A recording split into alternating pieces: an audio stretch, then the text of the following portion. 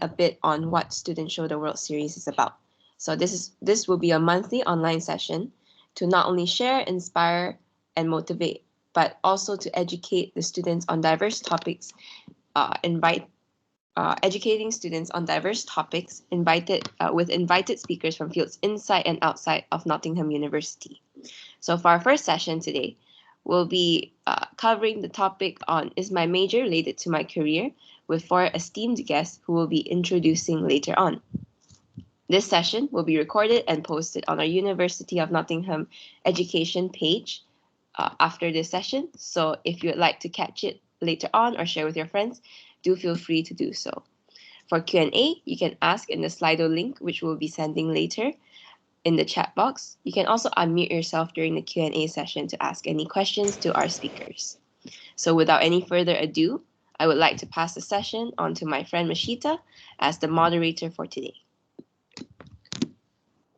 Thank you, Sabrina. Hello and welcome. My name is and I will be the moderator for today. So before we begin, let me tell you a little bit about today's forum. Our very first session for January is an online forum on the topic, Is My Major Related to My Career? This forum focuses on the relationship between students' degree and their current jobs. The forum will explore different areas on the challenges that students face when finding jobs that are different from what they have studied.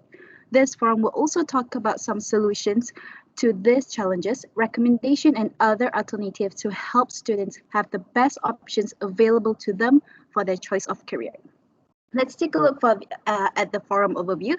So now 3:30 until 3:35 p.m. we had a registration, and now we are at 3:35 p.m. till 3:45 p.m.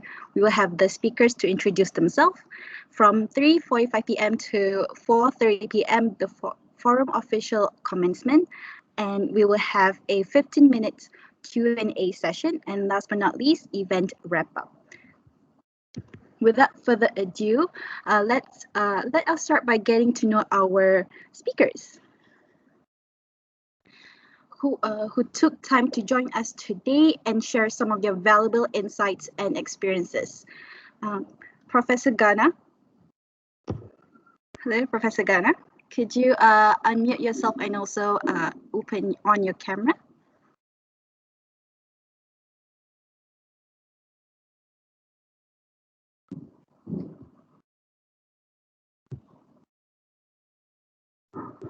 Hello, can you hear me?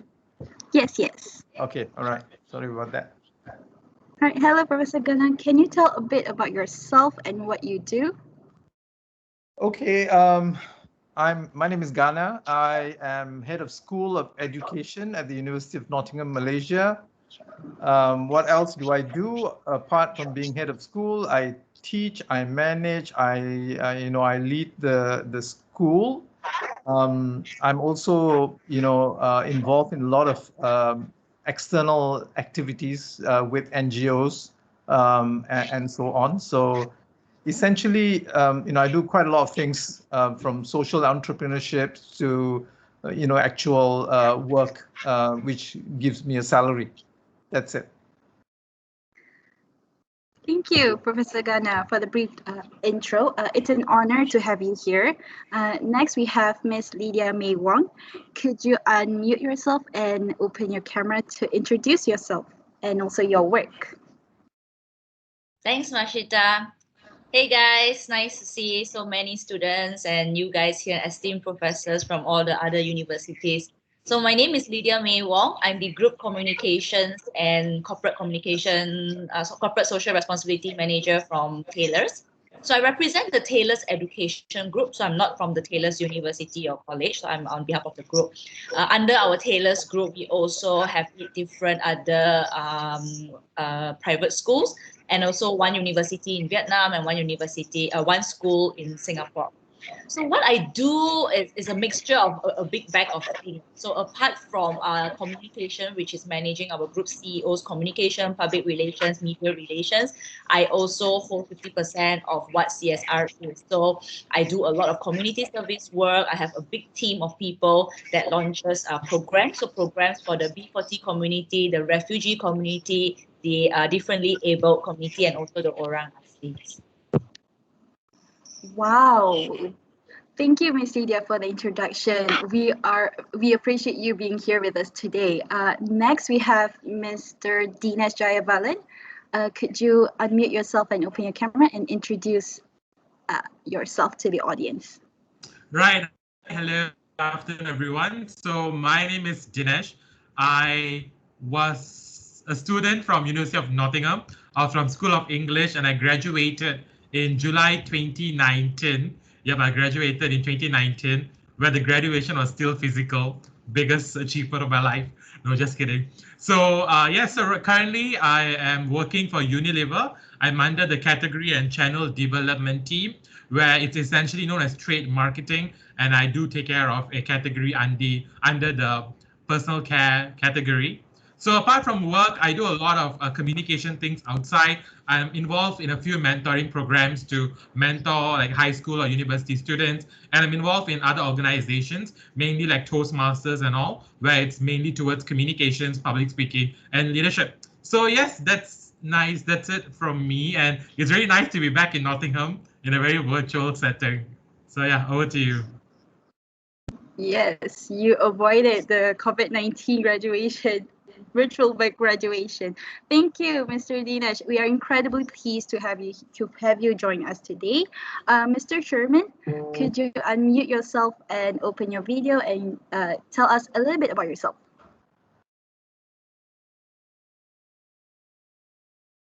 Mr. Sherman?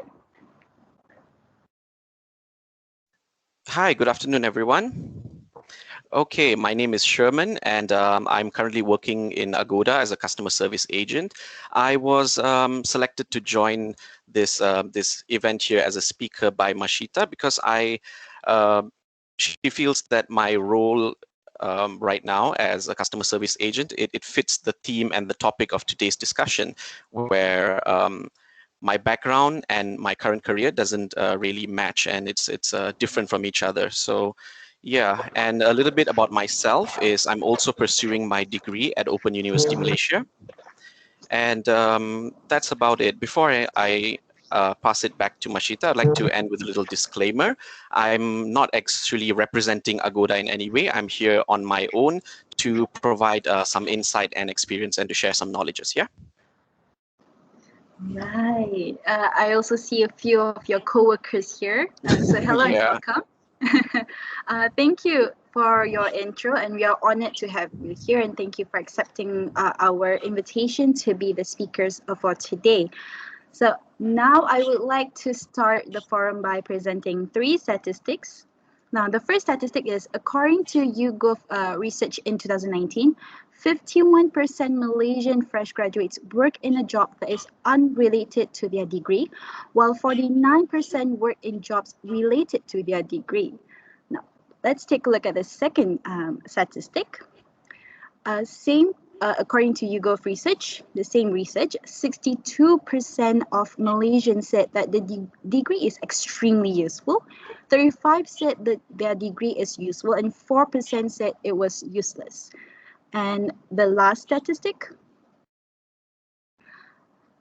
assuming the position of an employer, which was conducted also by the same researcher, YouGov in 2019, 23% of employers said that they are unwilling to hire someone without a university degree, and 40% would be willing, and the remaining 37% thinks it makes no difference.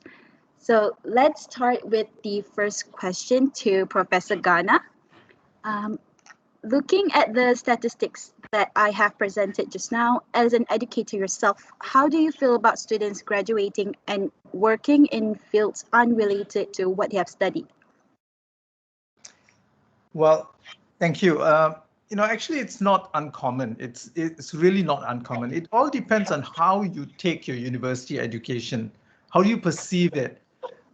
Yes, when you enter into the university, you dream of saying, you like a particular subject, and therefore you choose the subject and you enter into the university to do that subject.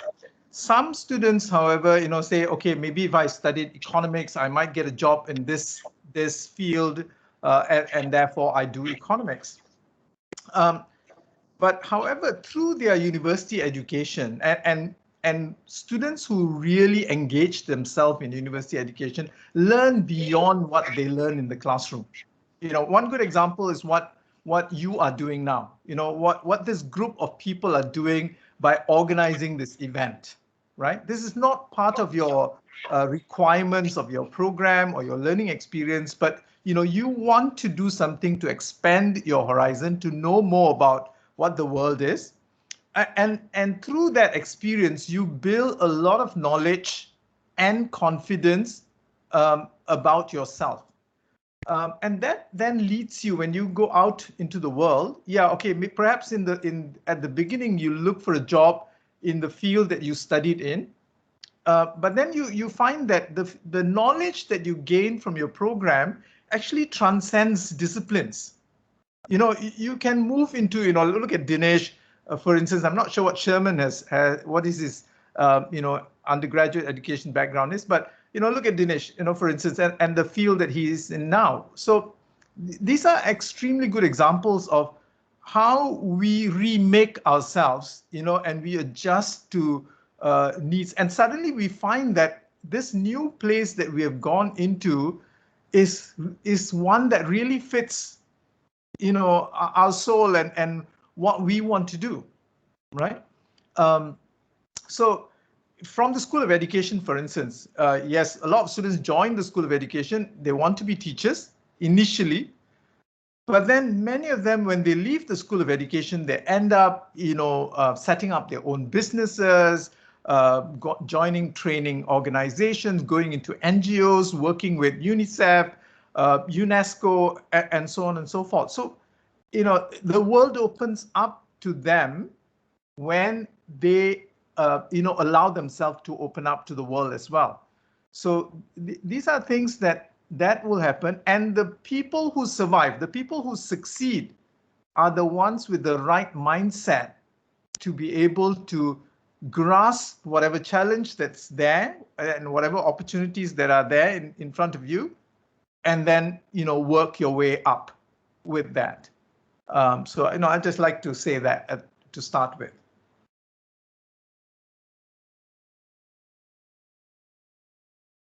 I think you're on mute. Shita, you're muted. Yeah. Right. Sorry for that. Right. Thank you for sharing, Professor Ghana. And I think I do agree with what you said. Most of us who, study English or study education, and in the future they might be someone else that they are not, something that they didn't study. But I think it's not a bad thing, it's also a good thing. So thank you so much for Professor Ghana. Following up the same statistic, Miss Lydia, you mentioned that you hire people to work at your organization even though their degree unrelated to the work. What other criteria do you usually look at, and how effective it is to hire someone with no relation to the work? Also, if you could share us some of the challenges that you as an employer face when hiring fresh graduates. Okay, so being from the field of CSR, there's not many CSR degrees around, right? So people don't really major in corporate social responsibility. So naturally, most of the people that I hire are actually in a career that is not related to their major at all. But that is okay, because as what Professor Ghana said, is about the skill sets that they have learned through their degree, through their education. But some of the challenges in hiring the fresh grads in this current years is mainly the expectations of what they are expected to do. So in general, in a field like CSR, we do not have confined roles and responsibility. It's not like accounting or even engineering that there's very structured roles of what you need to do, right? In CSR, it's basically we're doing a lot of community service, we're doing a lot of firefighting all the time, responding to the issues in the community, to the help that the beneficiaries need. So we need a lot of flexibility from our team to cook up new programs, to step up and take up more responsibilities, which is something I noticed that the fresh grads may not be so excited to do these days, because I hear things like, oh, that's not really my job scope, or I didn't learn how to do that, I don't know how to do that. So I think we need to bridge that gap there. It's okay if your major is not related to your career, but if you're serious in making that a career path, then there should be some expectation to use it as a learning curve as well.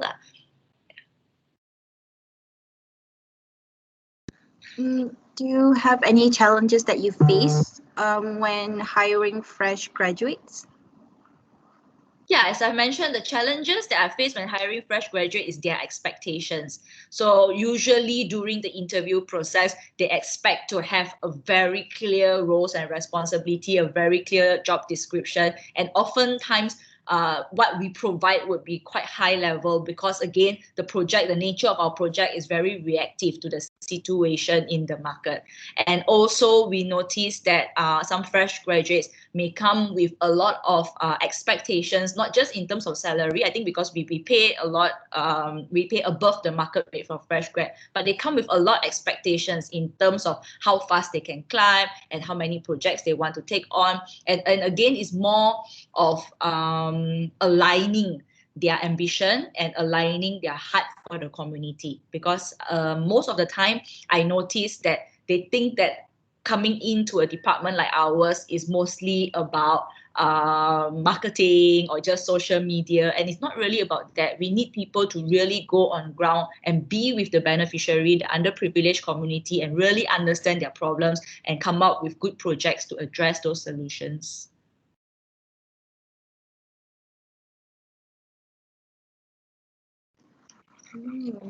Very insightful. Thank you, Ms. Lydia. Next, Mr. Dinesh, you graduated from the School of English, but now you work in a company that is more of a business, sales, and products. How do you feel about it? And what were the challenges that you faced when you wanted to find a job after graduating? Hey, so thanks for the question.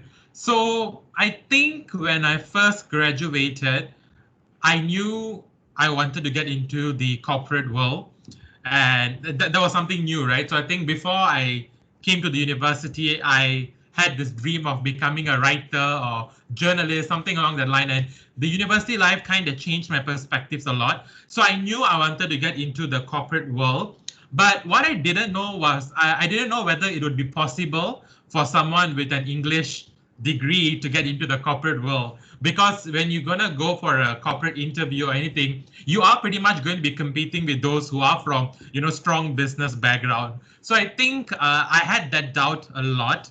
But I also then realized that a lot of big companies, whenever I saw their job applications, they were very kind to say, we accept applicants from any background. So I think that was very reassuring. So I think when I started applying for a job, I looked at applications where it was open for all background students, even though this was sales, or like what you said, right? I'm in FMCG industry, so it's very much like sales and marketing driven. So I was looking for a career where they open and they welcome people who are from different education background. So I think in that case, I was fortunate that I was able to secure a few jobs that was in line with what I wanted. And I think that was quite, it wasn't as scary as what I thought it would be like. So I think the important part there was to be really clear what you want to do and really see and make sure you convince people that that's what you want to do and just go for it. So I think my experience was a little pleasant, so I didn't have much of a challenge. I see. So English and business is two different course, and English we learn more like grammar, literature, William Shakespeare, and all. But business we learn a bit about the stock market and all. So how do you see the relevance of your degree in your current job? So that's a very interesting question, right? So like you said, in English, we learn a lot about literature, things that was written like centuries ago and the way of analysis and stuff. But I think what's really important in a lot of degrees is apart from the knowledge you learn, it's also the skills that you are able to pick up. So for example, in an English literature degree, one of the things that you're really taught or you're really expected to do is critical thinking, where in anything and everything you do, when you're writing an essay, for example, you need to evaluate everything from a critical point of view. So that is a skill that's very important in any job that you do, especially even like in my job. So before I come up with, any solutions or proposals, you need to really think it through in a very critical manner, whether or not this is going to work. So though I would agree that the knowledge that I gained from the undergraduate days were not so relevant to the course, what was more relevant was the skill sets that I got and a lot of the things that I learned outside of my classrooms. I was very lucky and I was really active in a lot of extracurricular activities.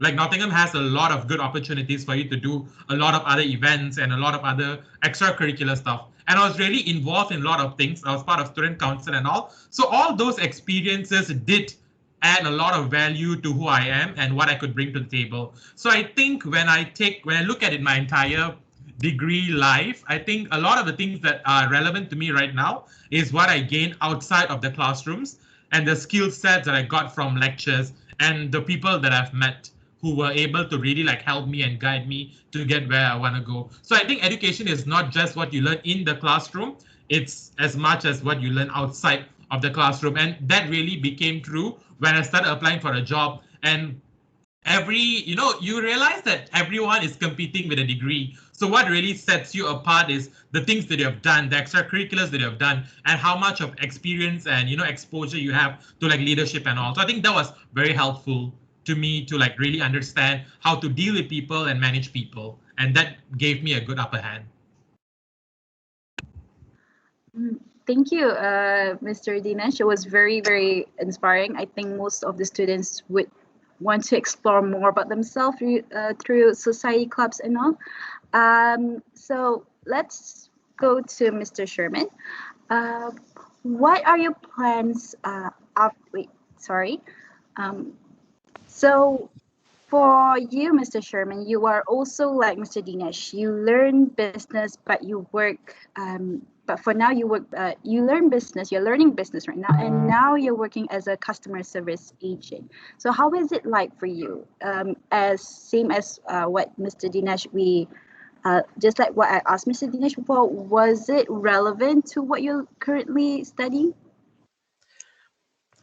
Well, in regards to your question, if what I'm doing is currently relevant with what I'm studying, I would say in terms of communication aspect, it's not really relevant. But when it comes to management, when it comes to like thinking of the future, where am I going to be 5 years down the road, it is extremely relevant.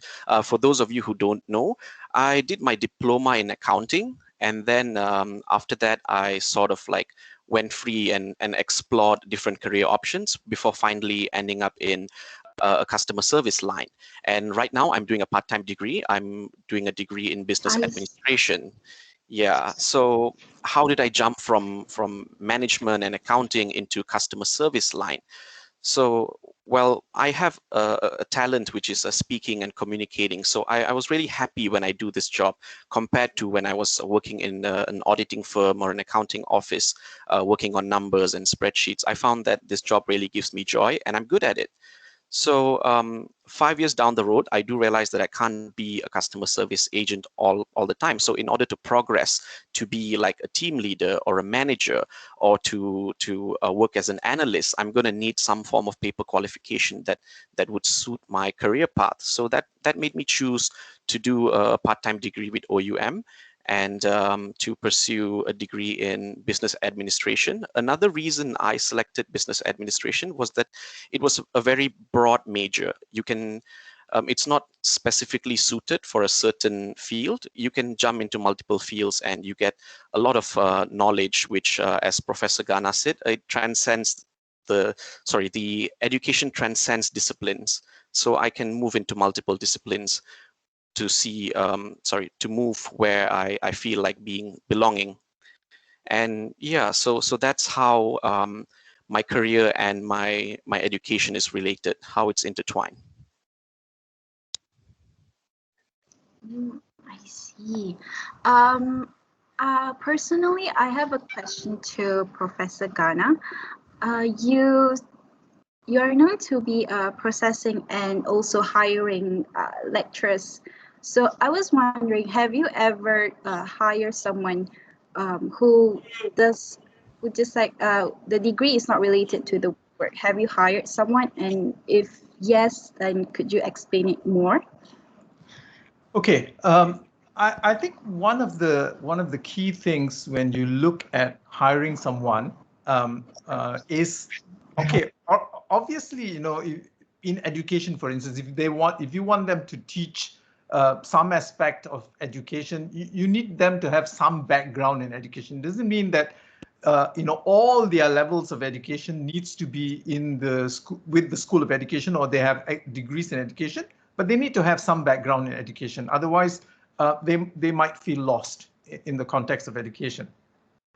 However, we constantly look for people who are multidisciplinary, right? And who are able to bring different innovations into education.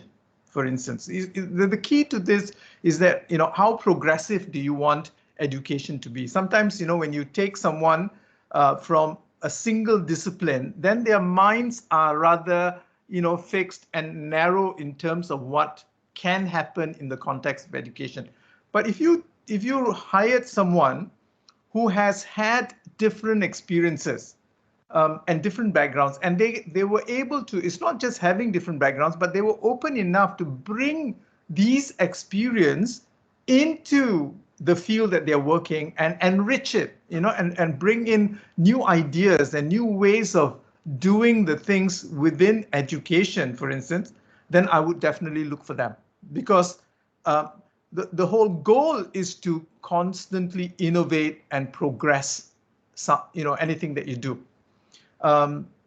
So the other thing that I look for at people, you know, when I recruit people, one of the key things I look for is, what do they do outside their lectures? You know, a lot of students make the mistake and say, okay, all I need to do is enter my classes, do my assignments, and get good grades on my assignments. And that's all, you know, they focus on. Actually, university education is far more than that. University education is like an experimental bed that you can experiment with many things. You can try different things. You can do different things. You can attend and participate in different things, and you can gain a lot more knowledge than just going into one lecture or one module and then getting an A for that module. It's more than that, right? And I will look at their background in terms of, you know, the kind of hobbies that they have, the kind of, you know, other work, like, you know, have they been part of voluntary organizations? Have they engaged in community services? So these factors will tell me the kind of people I'm hiring. So these factors will tell me that the people who I am hiring are flexible, are socially conscious, are committed to development of society, right? And therefore, you know, if I find two candidates, one, you know, who has got a straight A, right, distinction student straight out, but has done nothing else, and another who has, you know, done reasonably well in his education, but has done so much more, right? Then I would take the second one. I would hire the second one, because I want a person who is able to adapt and adjust, you know, to the different needs, the changing needs of the world, rather than someone who has only book knowledge. Thank you. I think we should, as a student, I would take that as a note. Thank you, Professor Ghana. This is a question to all of our speakers. So according to the statistics that I've showed before, although most of the Malaysians feel that degree is very important, is very useful and useful. But there are a few numbers, which is 37% said that, 4% that say it was useless. Although this number is very small, but it does mean a lot to someone else. So I would like to ask to all speakers, how valuable a college or university degree? Maybe we can start with Professor Ghana. Okay, how valuable a degree is the value that you assign to it, right? No degree comes with a built-in value, right? What it comes with is a set of experiences that you can gain, right? A set of skills that you can acquire. And how do you then put those skills and experiences to use? And if you are the kind of person who has looked at your learning as experiences, as opportunities to learn a lot of different things, then you will find that this degree is very valuable. But if you were someone who went into your class and you said, okay, what is this subject matter? I'm only being taught this subject matter. Maybe this subject matter is not important. And there is constant self-doubt about the subject matter that you yourself are acquiring. And then when you go out into the world, you're neither good in the subject matter, nor are you good in anything else that you could have acquired in the university. Now, these are likely to be the people in that 4%, right? Who suddenly find themselves not able to find a job or find a job in the field that they want to work in, and they then say, my degree is useless. And by the simple fact that only 4% say this, then we should be able to say that so there must be something wrong in the way these 4 people have perceived and experienced their higher education. Thank you. All right, Miss Lydia, would you like to add something? Is degree valuable? So for me, I would say that a degree is mainly a stepping stone into adulthood. That's how I see it. Because through my own personal experience, I actually didn't have a degree for the longest time. So I had a diploma, an advanced diploma in integrative journalism. And then I was absorbed into the working world from there on. And there wasn't a need for me to even get a degree because I was getting really good job offers with just a diploma. It really depends on your the attitude that you have, how you carry yourself, your reputation, and who is going to vouch for you when you are hopping jobs. So I work in DG as a product manager in sponsorship management team, also without a degree. And then I was poached by a headhunter to go to Shell International to be based in London. I'm one of the very rare candidates in Shell who actually do not have a degree and got hired into a management position. And later when I come into Taylor's was the only time that I started thinking, okay, should I further my education now that I'm all settled? I don't think I want to climb the career ladders anymore. So since I'm in an education institution, what should I do? So I took my master's in communications and now I'm doing my PhD in organization behavior. So my message to you students out there is, yeah, education is important, degree is important as a stepping stone into adulthood, but do not be disheartened if you cannot afford to pursue further than your friends, or you think that if you don't do well, then you will never get a good job anywhere else, because ultimately it is just half of the equation. Most hiring managers would give you a chance if you have the right attitude, if you come with the right experiences. And actually, I think it's very important that if you have good people like mentors or ex-bosses that will vouch for you when you apply for a new position. Oh, very inspiring. What about you, Mr. Dinesh? Do you see degree very valuable? Right. So a degree is not cheap. I think a lot of you would know that. You have to invest a lot of money, to get a degree.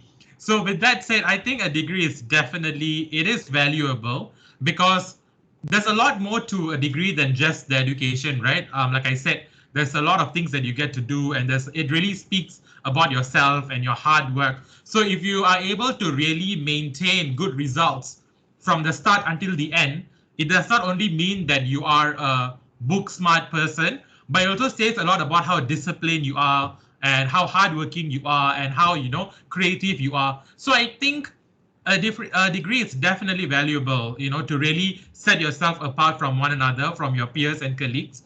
And also it speaks a lot about you. It speaks a lot about how disciplined you are and how hardworking you are. And are you able to deliver on time, for example? So I think, though a lot of people will say that, you know, a degree is just a degree, and, you know, it is something that you need as a stepping stone.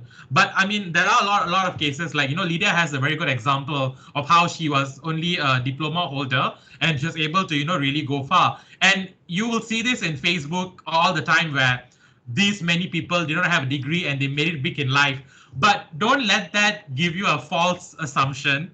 You know, don't let that give you an assumption that, oh, I don't need a degree because these people are successful, I can also be successful. Because you also have to see that, you know, I think you pointed out just now, the rate of unemployment in Malaysia is going up. So even those who have a degree can't get a job, then what is really going to set you apart, right? So I think you need to be very careful. You need to view degree as not just something that you can do for the sake of doing, but there's a lot of learnings and there's a lot of opportunities that you get when you're doing a degree in any institution. So that's what will really bring you far in life. How about you, Mr. Sherman? Hi there. Well, in my opinion, I'd like to circle back to what Professor Ghana said. A degree's value is what you assign to it. So I feel that is 100% correct. And most graduates nowadays, sometimes they have difficulty choosing a degree. They sometimes choose it for the sake of popularity or pressure from their parents. And at the end of the day, it's something that's not suited to them, and it does not complement their strengths, capabilities, or talents. So I feel that choosing a degree is very essential to what goes on in your future and your career path. And as what Dinesh said as well, it is a risk if you want to do a degree or not do a degree, but not to fall for the false hopes that is provided on what you see on social media. Someone without a degree, they've succeeded, because we don't really see what's going on in the background and what opportunities that may have been presented to them that will not always be presented to everyone. So yeah, that's why I have to say that indeed, at some points of your life, you may feel that your degree is useless. But if you feel that it's useless, do give value to it. Try to work something out. Try to connect your degree to your career, or try to get some additional courses that might complement your degree and further boost your career path. All right, it's true. Thank you, Sherman, for your input. So, Professor Ghana, what are some recommendations and alternative options for students who are unable to find jobs related to their degree? What would you advise them? Well, okay. So my advice to them, even before they leave the university, and as I suggested earlier, the university is actually a place, it's so rich in experiences, knowledge, and also opportunities, and it's a safe environment for you to explore what you can do and try your skills at many things. And I would encourage students to actually do all of that, right? For example, I'll just give you an example. University contains many departments, sciences, arts, engineering, whatever. And all of these departments organize seminars, talks, invite guests to speak. And these sessions are open to everyone. And I would encourage, right from that point, university students to go and attend these sessions, be part of that learning, the wider learning experience, so that their world is not just the discipline of their degree, and they are able to see, how their degrees can actually connect to other areas of the world. Currently, what happens is that a lot of students, they go into university and they do their degree and they are so close to only what they learn. And therefore, when they leave the university, they think, okay, if I don't get a job in teaching, then I can't do anything else, right? But when they begin to engage with the wider university, then they realize that, someone with an education background can become a trainer, and he can become a trainer in a bank, in wherever he wants, because he's got the skills. The fundamental skills are there. These skills apply to anywhere that requires human development. In any area that requires human development, these skills are fundamental. So that kind of exposure in the university itself is important, right? And the second thing is that, okay, so once they have that, then their minds are open. Their minds are open. And then when they go out, they are much more open to seeking opportunities, or not being afraid to try opportunities that are maybe not directly linked to their qualifications, right? And I think this is something very important. Okay, I mean, I'll take myself as an example. Yes, I'm in education. I'm in the School of Education, but I was trained as a teacher, right? But for the last 10 years, I've been doing leadership and management roles, right? And I've acquired and self-taught myself to become a leader and manager. So that lifelong learning experience, not to think that, okay, my degree alone should feed me for the rest of my life, but to continuously think about, okay, how do I acquire new skills and new competencies and new abilities to, to recreate myself as I go along, developing myself. So that kind of mindset is very, very important. Yeah. Very inspiring. I think for me, I would take your advice and go for it. Thank you, Professor Ghana. Ms. Lydia, as an employer, what would you tell students who are afraid to hunt for a job, even the ones unrelated to their major? Because I think for this, it might be a pressure from their parents.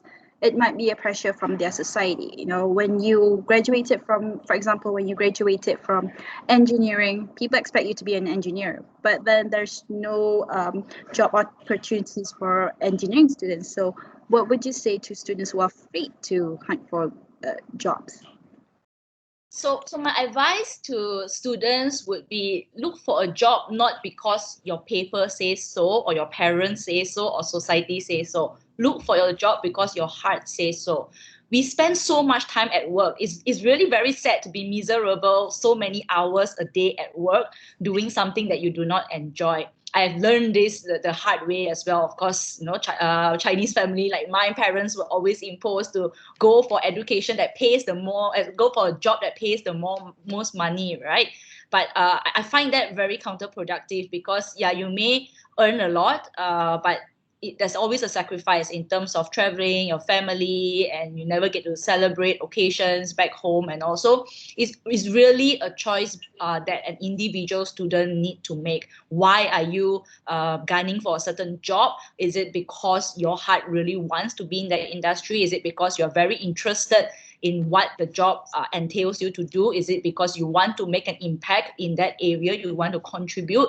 Or is it really just because of the money? Or is it really just because of what society or parents say? So I believe what I would say to most students is, at that very young age, it's very confusing and very difficult to make an independent decision. Therefore, it's always advisable to have a mentor or a coach that is out of that circle, so it cannot be your parents or anyone, but have a mentor that's probably one of your teacher, or probably one of your uncles or something, or someone in the industry that you're interested in. You can seek them as a mentor and get their opinions on jobs that you want to apply for.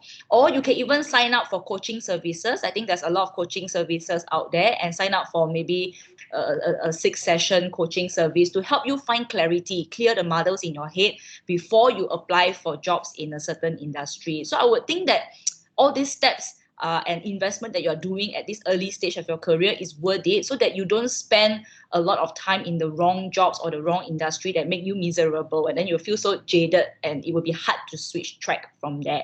I think even from your circle of friends, we can hear a lot of stories of how people are stuck in the wrong jobs, and it harms their mental health, it tarnishes their reputation if they don't do well in their job, and most importantly, it takes away a lot of time from their family if the job is something that is very long hours and tedious and is not the right lifestyle for them. So in conclusion, my one advice is an individual choice, and to make that choice, you need help. You need to seek mentorship, you need to seek coaching and a lot of reading in order to make the right choice in applying for a job. Thank you, Miss Lydia. I hope my friends can also take note of your advice. Thank you very much. I offer coaching services. If anyone wants to have a few coaching sessions free of charge for you students, I can talk to you and help you find clarity in your mind of what kind of jobs that you want to seek for in future. Okay, my friends, please take note of what Miss Lydia said. Go get in touch with her. It's free of charge. It's free. Thank you, Miss Lydia.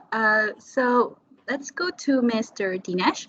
So what are some of the alternative ways that you took for your career after graduating? And what are the advices would you give to other fellow students who might work in fields unrelated to their degree?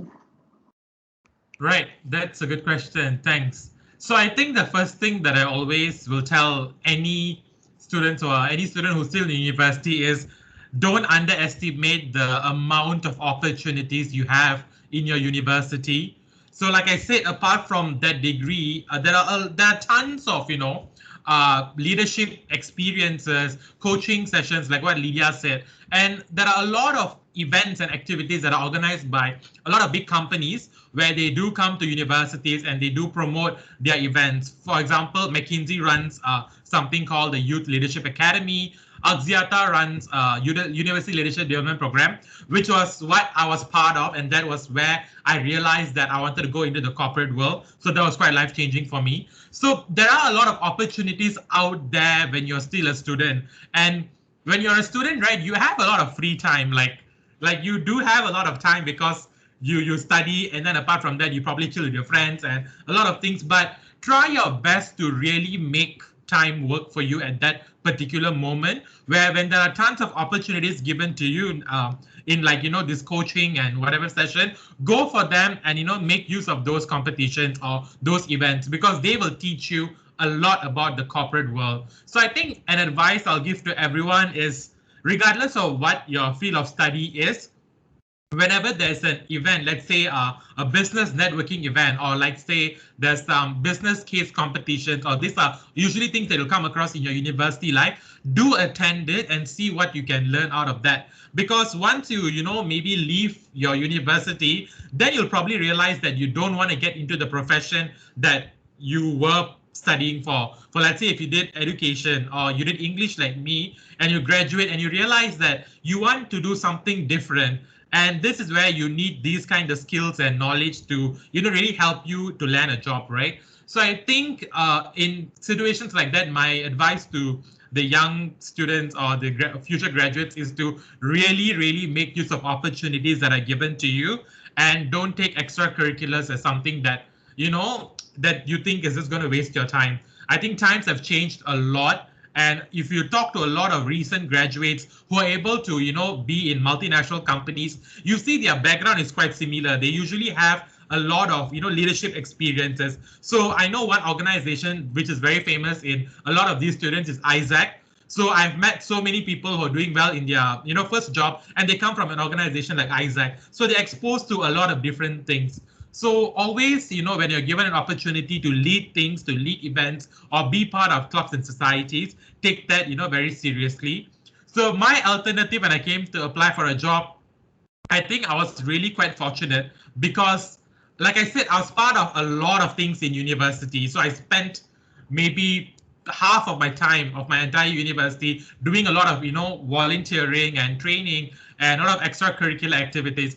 So I remember when I had a few job offers before I graduated, right? But I remember when I started applying for a job, I just told myself, whatever that I've done for the past 4 years, it better be worth it.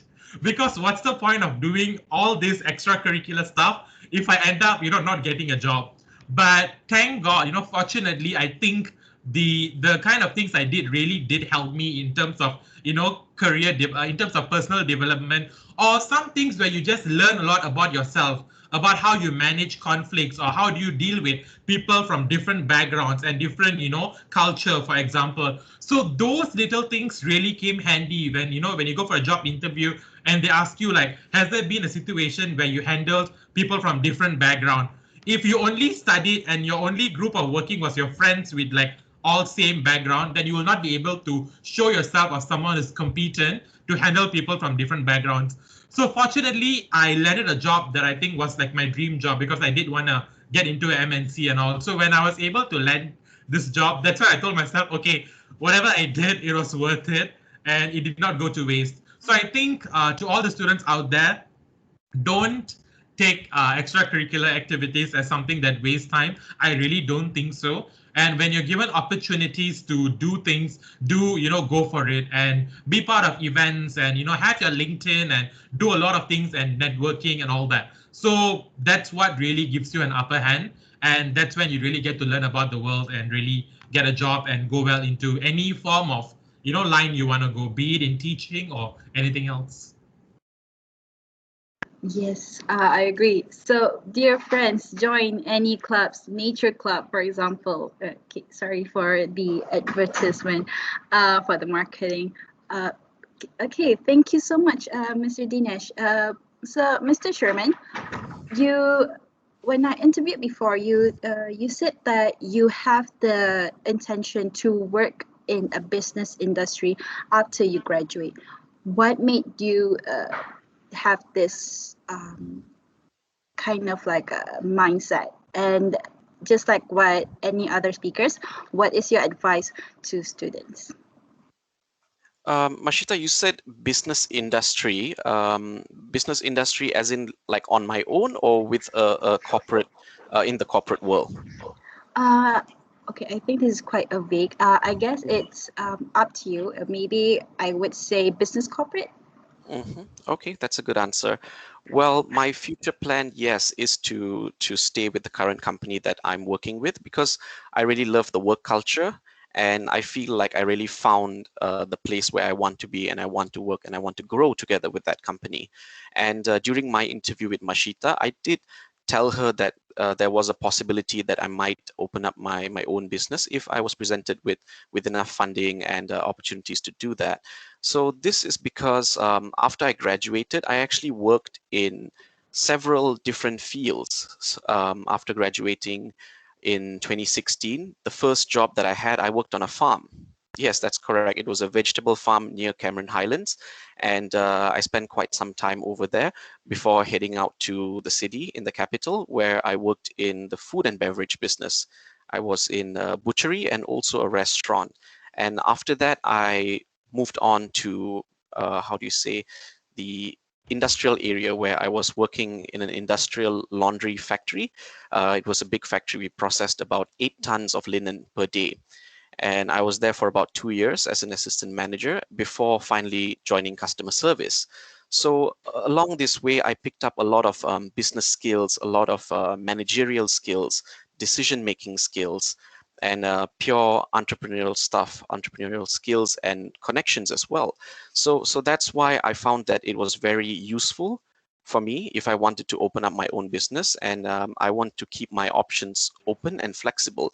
So I can also work in the corporate field and join higher management in my current company, or I can also go outside and make a name for myself. And what students can take away from this is to be flexible, keep your options open, and try not to just stagnate in one place. Feel free to move around and grow in terms of your skill sets, experiences, and also knowledge. Very insightful. Thank you, Mr. Sherman. All right, so I think we can read questions from the audiences. So, Sabrina, can you share the website? For those who have questions and it is not typed out in Slido, you guys can unmute yourself and ask the speakers.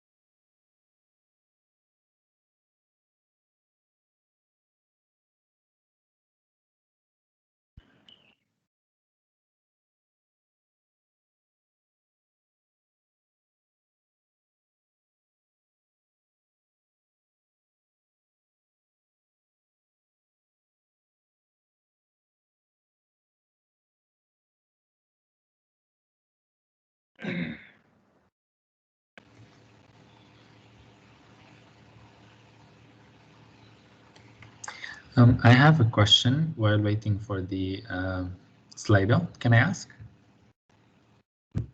Sure, go ahead. My question is to maybe Professor Ghana and maybe Miss Lydia. So as a student, how, I know you talked a bit about it, but maybe a bit to explain more. How likely are you to recommend students like myself to take, you know, to study skills, I would say, besides the degree? Because you mentioned that nowadays most employers won't just look at a degree; they will look at things that they do besides the degree. And if yes, if I mean, I'm sure that is what you recommend as well. What are some opportunities maybe at the School of Education that we as students can do? I mean, for my classmates who are present here today and for myself as well. Right. Lydia, would you like to go first? Okay, sure, because mine will be quite a short one. So my answer is yes, definitely equip yourself with as many certification skill sets as you can, if time permits and budget permits. So for example, I told a story of how I only have a diploma, but at the same time, I have my PMP, as a professional project management cert. I have my ICF, International Coaching Federation, and I have many different certifications from negotiation skills, NLP, and all that. So that all helps with getting a good position in good companies. Yes. Yeah, I think that's an excellent, initiation or initial answer, right? So what we look for, when you say skills, let's talk about them as micro credentials, right? They're not degrees, they're not big qualifications, but they are programs that you join that allows you to acquire competencies and skills that, are transferable across a lot of areas, right? And again, when you're at the University of Nottingham, these kind of experiences are available within campus, but also outside the campus as well. Today, because, of COVID and all that, some of these opportunities have become quite open to us. Previously we seldom ventured into the online world to look for opportunities, but today the online world is like our real world. And you find that there's lots and lots of little courses that are being offered by people. Many of them are free of charge, and you can actually join and learn skills and competencies, and get recognition for them. The other thing that you need to think about is use this opportunity to go into internships. Don't just look for internships that are directly related to your degrees. Other internships where the skills in your degree can apply in different fields, right? Going into these internship experiences, again, expand your knowledge and ability. And in addition, they go into your CVs. So when you leave the university, a lot of students, when they leave university, they go with an empty CV, nothing in their CV. And therefore, they find that to land the first job is always a challenge. But if you went out into the world of employment with a CV that shows a range of different experiences and competences already, then I would rather take you, because I know you know what work is, rather than someone who comes out of a university fresh with no idea what work is, right? So it's that kind of thinking that is necessary. Hassan, I hope I have answered your question. Yes, very much. Thank you, Professor Ghana, and thank you, Ms. Lydia. Thank you, Hassan, for the question. Thank you, Professor Ghana and Ms. Lydia, for answering the questions. So if we look at the screen right now, who's Sabrina showing? So there's two questions. So the first question is, what is the role of my university grades then, if there is a great opportunity and likelihood of me working in a field that is unrelated to my degree? So I suppose I'm supposed to answer that question. All right. So what is the role of my university grades? The role of your university grades is to show, what kind of person you are, how committed you are to your cause, how committed you are to something that you start off in, right? And how proud are you of yourself? Essentially, a grade is actually a reflection of me, right? If I get out of university, you know, having decent C's, right, then it reflects on me. That means, you know, I did not apply myself onto something that I chose. Nobody else chose this. I chose it, right?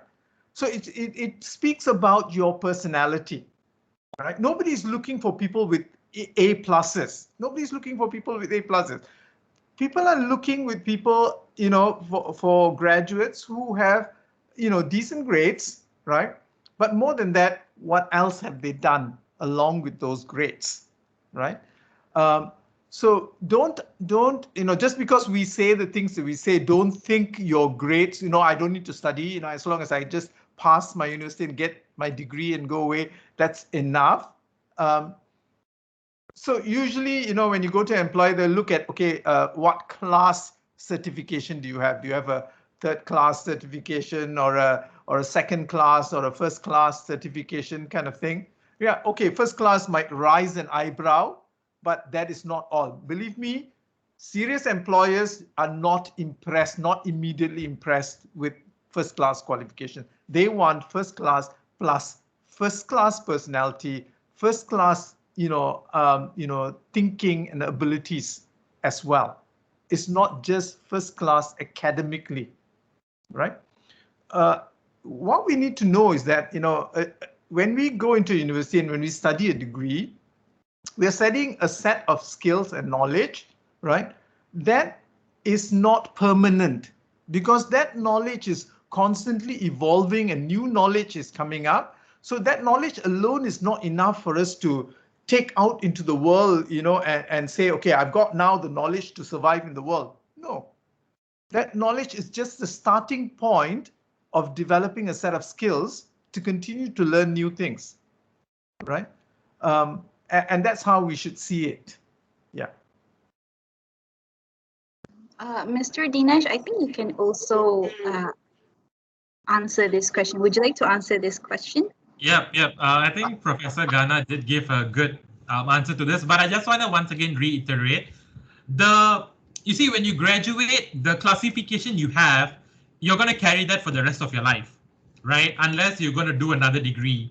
So the way how I always looked at it is having good classification of degree, it speaks a lot about you. Because for me, let's say one day I'm going to hire someone and I see someone who comes from first class honors or second upper, I know there's a certain level of dedication and discipline they have put into getting getting those grades up. So as much as, you know, you will always hear that grades are not necessary, but good grades says a lot about a person and it says a lot about the person's personality. So if you have good grades, then it's easier for you to make a good impression. Imagine you go for a job interview and you tell them, I'm very hardworking, I'm very disciplined. And then when they look at your job academic qualifications, you barely passed all your modules. So I don't think that says you are a disciplined person or someone with dedication, right? So I think there will come times where, you know, you might feel like you're not doing, you don't have passion for this degree or you're not liking what you do.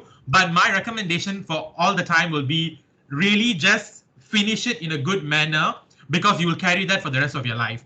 And it's not like SPM because after SPM, you have a degree that, you know, you're going to do. So let's say if you flunk in your SPM and you make a comeback in your degree, that's all right. But if you really flunk in your degree, you may, you may get somewhere with your job. But when you're entering the job world, you might not be competitive to those who are entering with good grades.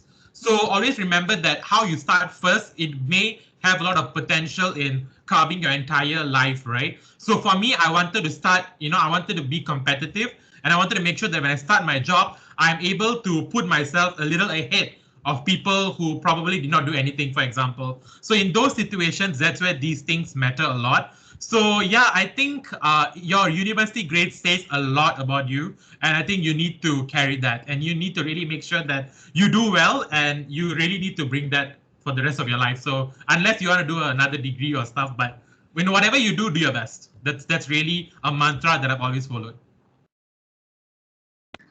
Thank you. Thank you so much for the answers. Okay, next is, do you believe that you found your dream job from your major or your current career? This is to all speakers. So we can start, whoever wants to volunteer themselves. Maybe Miss Lydia, you can answer first. Yes, of course, I found my dream job. Who doesn't want to get paid for doing charity work, right? So I think I'm very blessed to be able to find a position, or rather an industry that I'm really passionate in and I'm good at doing. So I will encourage all students to look up this concept of Ikigai. You can just Google, there's plenty of information on Ikigai. It's a Japanese concept where it's a Venn diagram, where if you find that sweet spot, then it will be a peaceful life. So you find a job that you are good at doing, that you have a passion, and that is contributing to the world, impactful in some ways, and people will pay you for it. So if you fulfill all these 4 things, then consider you're very blessed to be able to find the Ikigai, and you should be leading a peaceful life. Mr. Sherman, would you like to also go next to answer the question? Yes, thank you, Mashita. Well, yes, I do believe that I found my dream job, but however, it's not from my major. But I believe I've landed in a place where it suits all my needs and I'm good at what I do. And my job brings me happiness. I'm happy every morning when I wake up to go to work or to log into work, as what we do now. It is my dream job. It took some time to reach that place. And in the process, there were times I was wondering, what am I doing with my life? But to all students out there, don't worry, just give it some time and eventually you will find your place. How about you, Mr. Dinesh? Do you think that you found your dream job? Right. So I think I have an interesting answer to this. So I think I found my dream job, maybe not so much from the major, but the university life I had in University of Nottingham played a big role in me landing a job that I wanted. Because like I said, right, the amount of opportunities I had to do a lot of things in the university, those were the things that really got me to where I am today. So, which is also part of the major, right? If I did not want to do English, I would not have ended up in Nottingham. I would have probably gone to any other university. So I think the way how I always view my major is not just the name of the degree, but the entire experience that came with it. So I think, yeah, it was because of the major. And because of the major, I ended up in the University of Nottingham. And because of all the experience I had in the University of Nottingham, that gave me to land a job that I would say a dream job that I have. So, yep, I think my major did play a big role in it. Okay. We have from Joseph, you raised your hand. Yes. Okay, so Dinesh, just want to ask you a question. Okay, I've known you for quite a number of years now, maybe 4 or 5 years, I'm not sure. But just want to ask you, what's your take on, let's say, for example, me being a student in Nottingham, I've changed degrees and all to accommodate to a certain dream which I have, where I want to open my own school. However, having that sort of dream and my previous company where I was doing the business of events, organizing and management, doing events at clubs, having huge parties with all of Nottingham and other universities, and right now sustaining myself with a different business making homemade soaps. So, you know, from my choice of income streams, it does not seem that I'm leading towards my goal. And for you as a person who is in the corporate world, and which I have been as well when I worked in an IT company, which is a huge headache. I have no idea how to deal with these corporate politics and all. But how would you, in that sense, suggest to say that, you know, the degree would play a part in the survival when, let's say, for example, I'm not doing anything in relation to the degree, but the dream is part of the degree? Right. Thanks, Joseph. Thanks for the interesting question. So I think in your question, right, so let's say if you are someone who already knows what you want to do in your future, where you already know that, okay, you want to set up a business or you want to, like, let's say, go into an entrepreneurial world, then I think where your degree would come in is probably like all the networking that you have done in your university life, or just having that degree as someone who have completed that part of education. So I think how that will help you is like what I said earlier. It gives people that assurance that you have completed a track of education and you have, come out and you're a employable graduate. And now you want to go into your own business. So I think, in all honesty, you can go into, entrepreneurship or setting up your own business, but your degree may not seem that relevant. But completing that degree says a lot about you, and it says, what type of values you have. So with that, probably you will be able to earn more credibility. For example, you said how you switched courses and, you switch from different courses, right? So I think that speaks a lot about you. You're clear with what you want to do, and you are clear with what you wanted to pursue. So those kind of experience gives you that storytelling, that visionary board, and you're able to convey that to people. So I think that will help you, and that experience will speak for itself. So I think that's where your degree will just supplement you and say that you're an employable person, but this is what you want to do. So I think in that case, your degree will be useful. So in a way, you're saying that it's like the cherry on top of the cake? Yes, it is a cherry on top of the cake. And also, let's say you want to go into your own business, right? I mean, I don't know if this will happen, but sometimes some might have the impression that you're setting up a business because there's nothing else for you to do, or there's no other ways of you going forward in your career. But when you have a degree and you know that there are other alternatives that you can take, but consciously you're making this decision to go into this stream. So I think that gives a little bit of assurance and confidence to like other stakeholders when they interact with you, for example. So I think it depends on the stakeholders that you'll be interacting with. But for me, it gives me that assurance that you have done what you're supposed to do, and this is what you really want to do, and that's why you're pursuing this. So it gives me that assurance if I were to like, invest with you or like, like buy anything. So I think that gives me that assurance. Okay, thank you, Dinesh. Yep. Thank you, Joseph, for asking question. Thank you, Mr. Dinesh, for answering the question. So we would like to I will read out a few questions. So to Sherman, how do you feel about studying and working part-time rather than choosing to do one full-time before proceeding on to the next? Hey, Mashita. Well, to this question, I feel like I made the right decision studying and working part-time, and mainly it was due to financial reasons. When I work and study, I can fund my education with my current work instead of relying on my parents. So that was one of the major factors that caused me to work and study part-time. And what I feel about it is there's a piece of advice that I would like to share with those who are considering to study and working and studying part-time, is that when you're doing that, try not to work alone. Just form your own team, find at least one or two people and work together. I feel that when you work as a team, it really makes a big difference. During my first semester, I struggled a lot, but during my second semester, I had made a few friends, and we would break down the workload and we would work together. We even made a pact where all of us would submit our assignments at the same time. So by moving as a team and not going through this alone, I felt that it really brought down the burden of working and studying at the same time.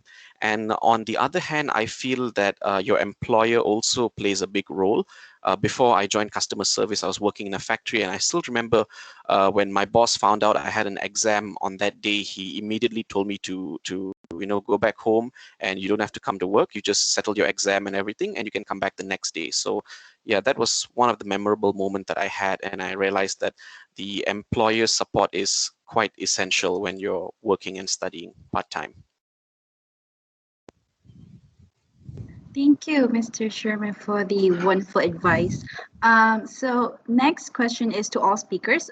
When job searching, do you think it's better to include all of your experience in your CV, even if it's not related to the job you're applying for?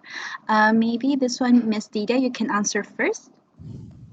I would say that customize your CV every time you apply for a new job. Customize in a way that your core experiences are skewed towards what they are looking for. Always, always, always read the job description at least 3 times and know exactly what role you're trying to do.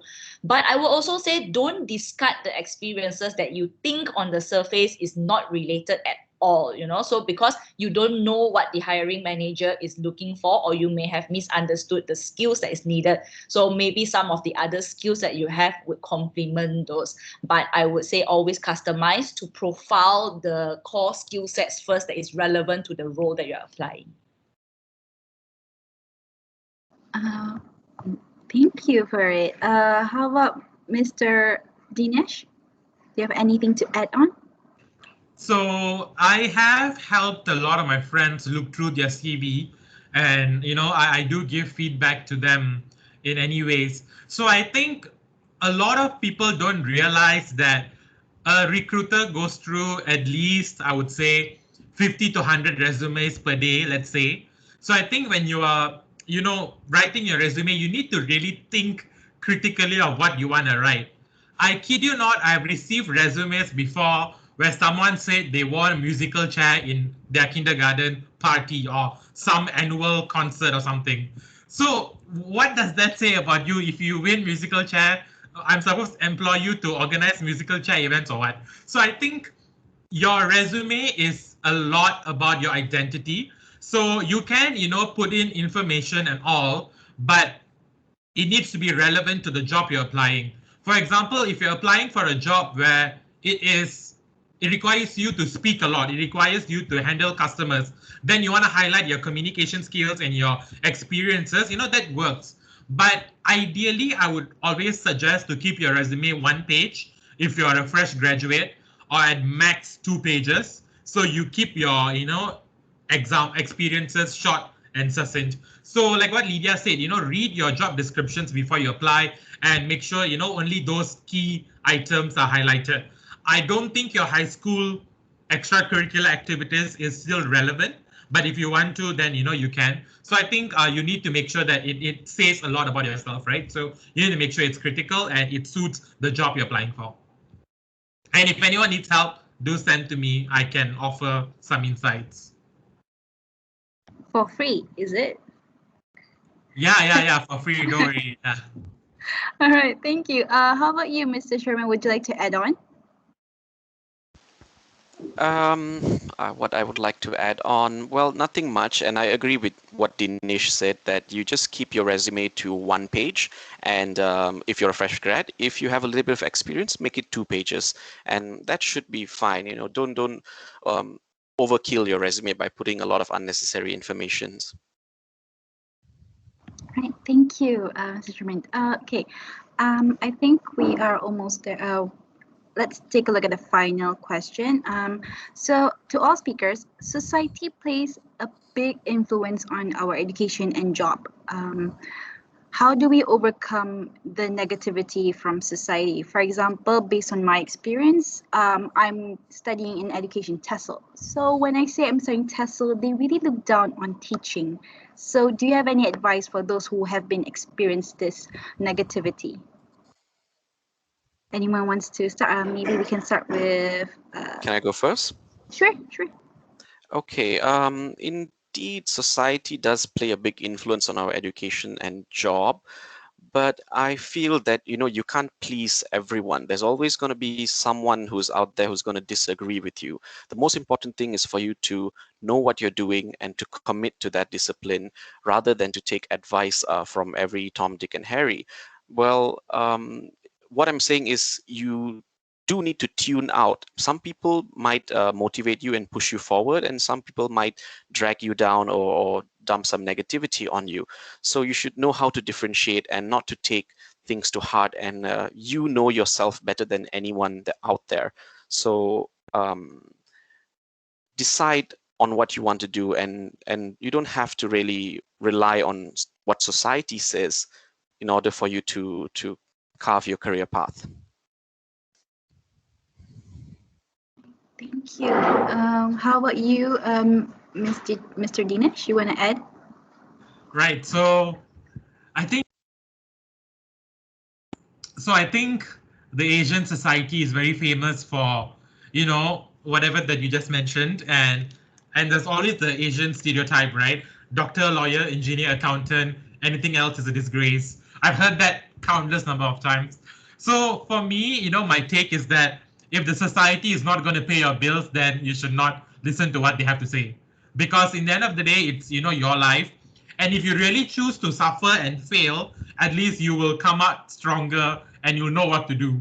So I think that, you know, the society being negative, whatever you do, there's always way to compare you to some other Tom, Dick, Harry, or Mary. So I would say try your level best to just make sure that whatever you do, you're able to sustain yourself and you're able to really, you know, add value to the people around you. So, you know, don't really be influenced by the society, but be there for yourself and just tell yourself that this is what you want to do. And I really hope it comes out as a worth it thing.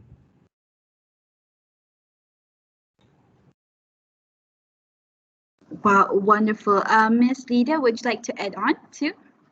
Yeah, so I think this question requires a much deeper reflection to the person who asked this question, because the mindset of putting so much importance in what society thinks needs to be dug deeper. So I think first is to ask yourself, why does it bother you if you're not doing something in line with what society thinks? Because this is not just about education, because it could be about marriage in future. Society thinks that if you're not married by 30, 35, you're doomed. Then what are you going to do? You're going to find someone to just get married and have kids just because society thinks so?